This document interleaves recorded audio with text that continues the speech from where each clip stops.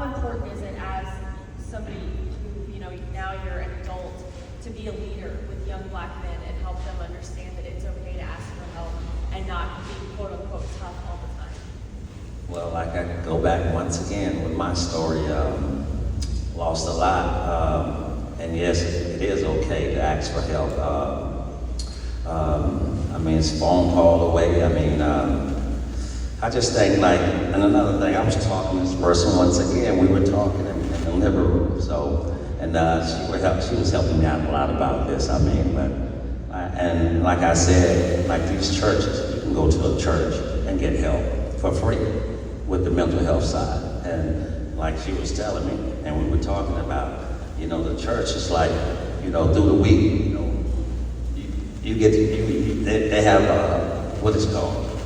Prayer services on Wednesday. You go to church on Wednesday and then you go back again on Sunday. So it's a pattern, just to have a bridge that you can, through the week, I just want to have a bridge where somebody can be able to call somebody through the week, not just on, okay, you go to church on Sunday and then you get help on Sunday, and then the next, you don't go until next Sunday, and then, you got that whole week where you can still make mistakes. So I just think I just want to make it, bridge the gap where people can be able to call somebody anytime, pick up the phone and call somebody and talk about it if they need it.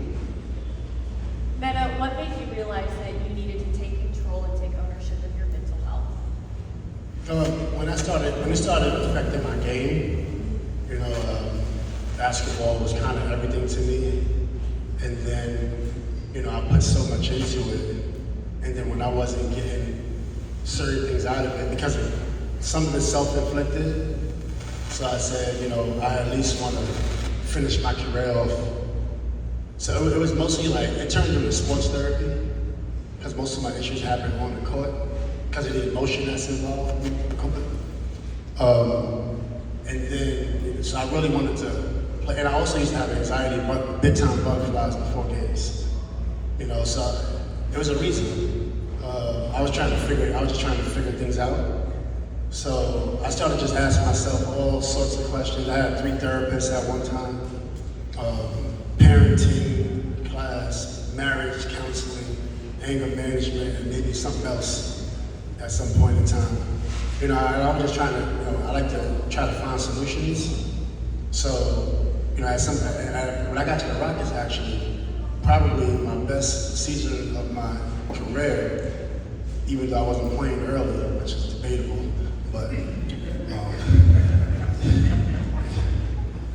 I started playing at some point in time, turned this thing around. But at that point, I felt free. I've never ever felt like that in my life. Like I was. I used to play with major anxiety, and it was all because of my therapist. And she's actually from here. I started working with her when I was in Sacramento, but I kept the classes going because I was like, wow, I feel empowered. And I never felt like that in my life, and I carried it over to the next year.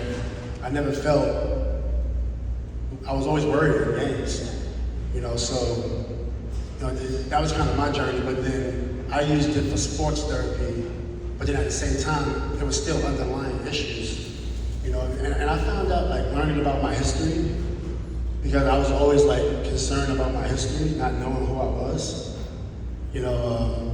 Sometimes people would say athletes are dumb jocks and stuff, but we couldn't even read books when we first got here.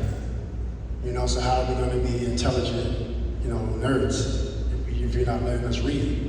So that type of stuff used to bother me, and then not knowing my art. I was also an architect major and an art major my first year in college, and also trying to do math a little bit, but not being able to have that substance. Every country has art, and then where is it at? So a lot of stuff is bothering me. Then the war, I get bothered easily by things. When I see people affected, and as a 10-year-old kid, when you had the Iraq War, that bothered me tremendously. So at some point in time, I'm just like, damn, you want to try to change the world, but you can't. You want to try to change your surroundings, but you can't. So how do you create solutions, right? I'm probably talking too much. That didn't cut off. No, you never talk too much, Metta. Okay. Yeah, how do we create solutions? So that's why I said, you know what? You know, just weather the storm, like you said. Every time something goes wrong, we come together, but we don't keep the message going. So I got to a point when, you know, the George Floyd, I didn't turn my cheek, but I just stayed focused because when it was over, I wanted to make sure I still had, you know, this presence I have in the mental health field. I didn't want to forget about that.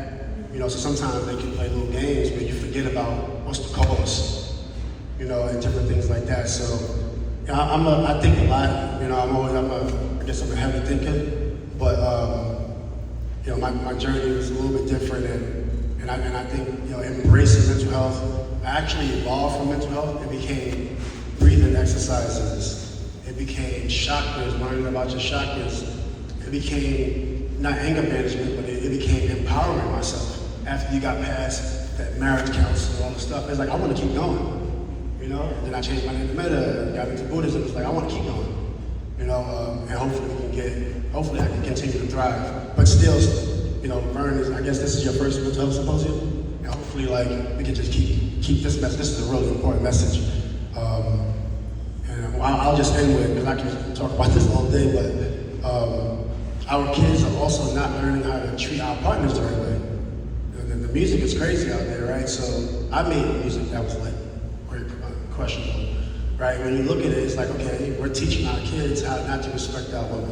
All right, well, if that happens and when we have babies, that child is going to grow with no morals, no values, right? So we have so many other issues, you know, that's really at the end result is going to be you got mental health problems, you know. So I really like a lot of the things we're saying, and I'll just stop there.